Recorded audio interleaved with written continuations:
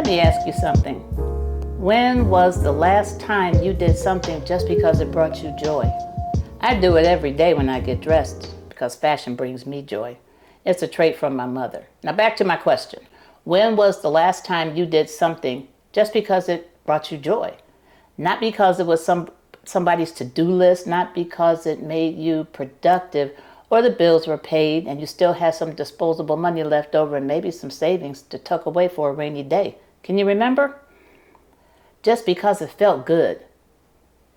Yeah, I thought so. Welcome to the channel, or welcome back. Beautiful queens, we are in our joy era today, and I'm not playing with y'all. For a long time, I'm talking years, I thought joy was something that came after the bills, when things settled down, after the healing, when the breakthrough arrived, as if joy was sitting at a finish line somewhere, waving a little flag, waiting on me to get everything else together first. I treated joy like it was a reward I had to earn. And I know I'm not the only one. So many of us spent our whole lives holding everybody else together that we became absolute experts at responsibility while quietly becoming total strangers to our own joy. We raised the children, we managed the household, we carried everybody's feelings like we were walking around with full laundry baskets on each of our hips, showed up to jobs that didn't always see or even appreciate us, pushed through exhaustion that nobody thought to ask about. And somewhere in the middle of all that surviving, we stopped asking ourselves one very simple question. What actually brings us joy? Not what makes us useful, not what earns us praise, not what's on somebody else's agenda, our joy. Personal, specific, the nobody can take it from us joy.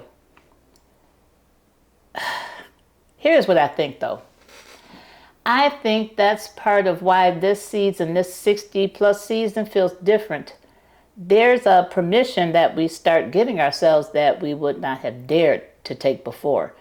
Permission to notice life again, to have a cup of coffee quietly in the morning before anybody needs anything from us, music while we clean, although my husband does most of the cleaning. Anyway, fresh sheets, a good walk, a snug robe that feels like a hug, fresh flowers because why not? They're not that expensive and they make the house feel a lot lighter and brighter. A conversation with someone that actually sees and hears you, laughing until your stomach hurts. I know these are tiny moments, but these tiny moments, they stack up day after day, and they shape life. I don't believe joy has to be extravagant to be real anymore, although I do love a new pair of shoes. Some of the happiest moments I have felt lately, they were completely ordinary. One I can think of in particular is my grandson doing the Michael Jackson moonwalk and then requesting new shoes to perfect the moves. He thinks it's in the shoes. Also very peaceful, very slow, present moments. Not performing, just actually living in it. Now I want to drop something on you and I need you to think about it. Joy requires protection. Not every conversation requires your energy. Every headline does not deserve your nervous system. Not every person who got used to having unlimited access to you deserves to keep it. Because chronic heaviness changes us. And many of us, we've been carrying a weight that we were never ever meant to carry alone, far longer than anyone around us even knows. When your spirit starts asking for lightness, queens, you better listen. That's not weakness, nor selfishness. It's wisdom that comes from having lived. I'm going to be real with you because this channel we don't do pretty lies. Choosing joy doesn't mean pretending everything is fine. Life is still going to bring pain, disappointment, grief, loss, a lot of loss. Things that don't get tied up with a neat little bow.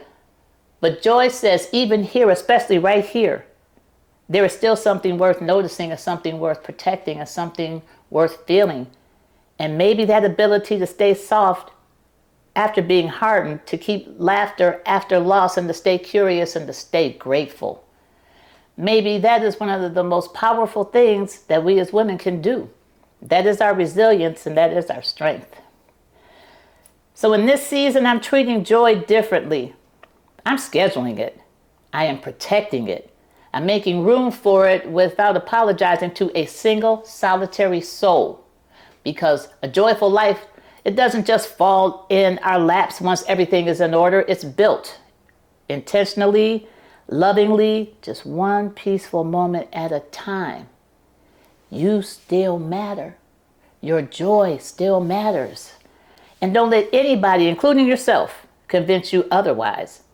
Now you stay on the B side because the record is not over yet.